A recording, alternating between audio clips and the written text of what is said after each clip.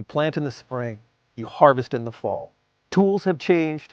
How much it costs to do inputs, how much you may get out of it at the end has changed. But the premise of it is still centuries old. This is the second episode in our Tractor Wars series. We pick up the story in 1929, 1930, and it's a pivotal time for the industry because Ford has kind of stopped making tractors in North America. So they've stepped out of the market. International Harvester is huge. They have a commanding percentage of the industry.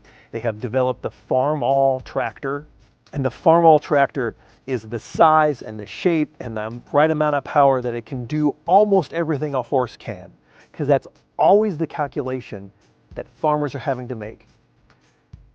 But nobody sees the collapse at Wall Street coming and the depression coming. And so that changes all the math, because as the depression begins, commodity prices collapse in rural America, widespread bankruptcies, widespread bank failures. The wealthy and the poor find themselves destitute at the same time. So dramatic economic and social trauma across the country. And farmers have to just sort of keep trying to raise a crop and feed the country. We go through the Depression and how rural America worked its way through it, what that meant economically, what that meant agriculturally, what that meant technologically. And then just as it's kind of gaining some speed, World War II comes, where so much of the economy is converted over to the war effort. So even though agricultural prices were really high during the war, farmers had money. They couldn't buy tractors because all of the implement makers were limited on what they could make agriculturally, and all the rest of their capacity was being used militarily. And so they had to ration tractors out. And like you might have 10 farmers in a county who have the cash for a tractor, but they may only get one to be sort of decided who gets it in a quarter or in a year.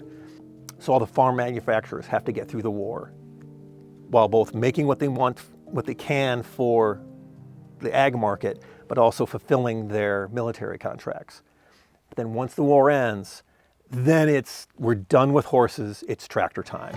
They couldn't build their tractors fast enough. They couldn't build implements fast enough to fill the demand for tractors in rural America. There are a lot of tractors in here that are really fascinating. Because especially at post-war, there were two things going on in the tractor business at the same time.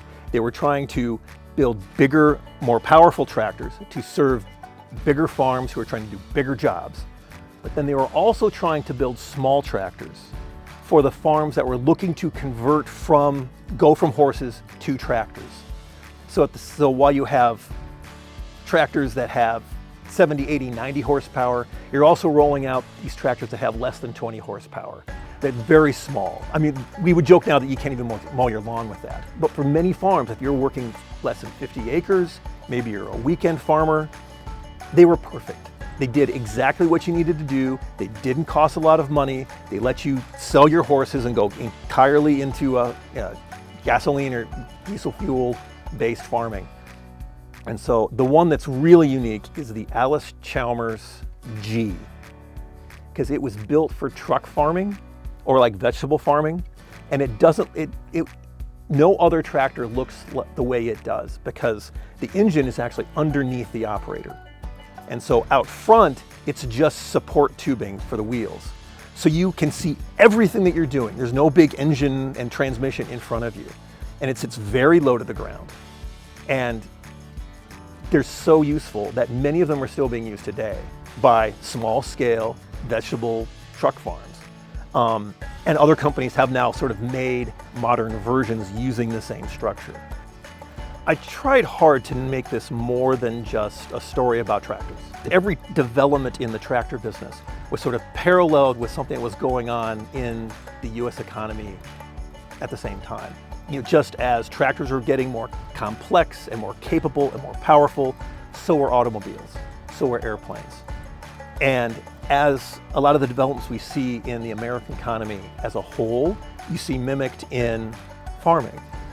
During this whole story of Tractor Wars 1, Tractor Wars 2, and eventually Tractor Wars 3, Every year, the average size of farms gets a little bit bigger, and the number of farmers tilling the earth gets a little bit smaller.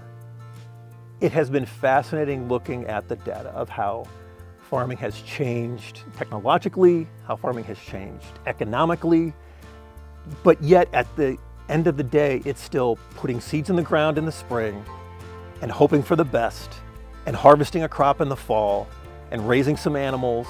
And tools have changed. How much it costs to do inputs, how much you may get out of it at the end has changed. But the premise of it is still centuries old. You plant in the spring, you harvest in the fall.